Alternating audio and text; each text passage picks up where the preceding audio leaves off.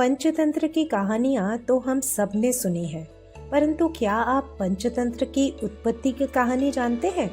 चलिए आज हम पंचतंत्र की उत्पत्ति की कहानी सुनते हैं। हम न केवल पंचतंत्र की उत्पत्ति की कहानी सुनेंगे, बल्कि इससे कुछ लाइफ एंड मैनेजमेंट लेसन्स भी प्राप्त करेंगे। दक्षिण में एक नगर का नाम था महिलारोप्य और उनके राजा का नाम था अमर शक्ति। राजा अमर शक्ति पराक्रमी तो थे ही, अपितु उदार भी थे। प्रतिभाशाली राजा अमर शक्ति के 3 पुत्र थे, बहुशक्ति, उग्र शक्ति तथा अनंत शक्ति। नाम तो राजा ने इनका शक्तियों से भरा हुआ रख दिया, परंतु गुण तथा कलाओं में ये तीनों शक्तिहीन थे। तीनों पुत्र उनके उद्दंड, अज्ञानी और आलसी थे। अपने पुत्रों की अज्ञानता से चिंतित राजा ऐसे किसी विद्वान की तलाश में थे जो उनके पुत्रों को शिक्षित कर सके। समस्या ये भी थी, पुत्र बड़े हो चुके थे और यदि व्याकरण, शब्द शास्त्र आदि से शिक्षा प्रारंभ की जाए तो बहुत विलंब हो जाएगा। अतः ऐसे किसी विद्वान की आवश्यकता थी जो उन्हें संक्षिप्त में सिखा सके। जिस तरह हंस दूध ग्रहण कर पानी को छोड़ देता है, उसी तरह ऐसे विद्वान जो शास्त्र के सार को सिखा पाने में सफल हो, ऐसे एक विद्वान की आवश्यकता थी राजा को। उसी नगर में महापंडित विष्णु शर्मा रहते थे, जिनकी छात्रों में बहुत प्रतिष्ठा थी। मंत्रियों ने राजा को शास्त्र में पारंगत विष्णु शर्मा के हाथों अपने पुत्रों को सौंपने की सलाह दी। राजा अमर शक्ति ने महापंडित विष्णु शर्मा को निमंत्रण दिया तथा विनम्रता से उन्हें अपने मूर्ख पुत्रों की शिक्षा के लिए आग्रह किया। राजा ने कहा, आर्य, आप बस मेरे पुत्रों को ज्ञान दे और मैं आपको 100 गांव भेंट स्वरूप दूंगा। आचार्य विष्णु शर्मा ने निर्भीक होकर उत्तर दिया, मुझे 100 गांव लेकर अपनी विद्या बेचनी नहीं है, परंतु मैं वचन देता हूँ कि 6 माह में ही आपके पुत्रों को नीतियों में पारंगत कर दूंगा। यदि ना कर सकूं तो ईश्वर मुझे विद्या से शून्य कर दे। बस और क्या था। राजा के तीनों पुत्रों की शिक्षा प्रारंभ हुई।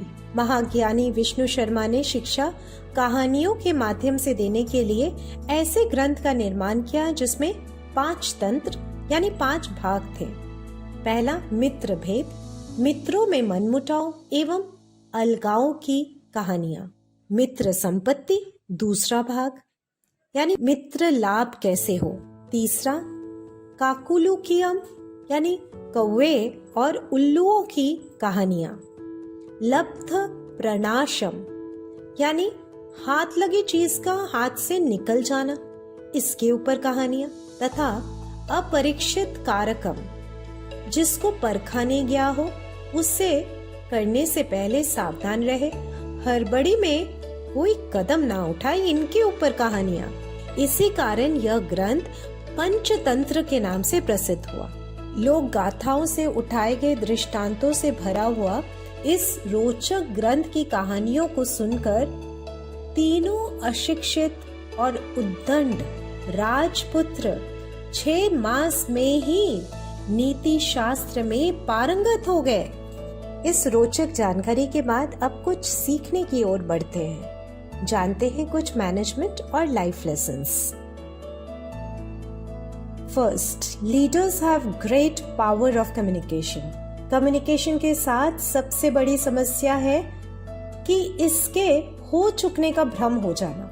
हम अपनी बात कहकर सोचते हैं दूसरा समझ चुका होगा, परंतु लीडर्स अपनी बातों को सटीक ढंग से कम्युनिकेट करने की क्षमता रखते हैं। कई लीडर्स कहानियों के माध्यम से अपनी बातों को न केवल कहते हैं बल्कि अपने लोगों को इंस्पायर, प्रेरित करने की क्षमता भी रखते हैं। अब्राहम लिंकन ऐसे ही एक नेता थे जो अक्सर बिना तर्क के कहानियों के द्वारा दूसरों को समझाने की शक्ति रखते थे। कहानियों में जीवन परिवर्तन की शक्तियाँ हैं। हम हर दिन कोई ना कोई कहानी सुनते हैं या सुनाते हैं। यदि कोई आपको निंदा करने वाली कहानी सुनाते हैं तो उससे दूर रहे, क्योंकि धीरे धीरे आपका व्यक्तित्व निंदा के अनुसार ढलने लगेगा। अगर आप प्रेरणादायक कहानी सुनते या सुनाते हैं तो आप श्रेष्ठ कार्यों की ओर प्रेरित होंगे।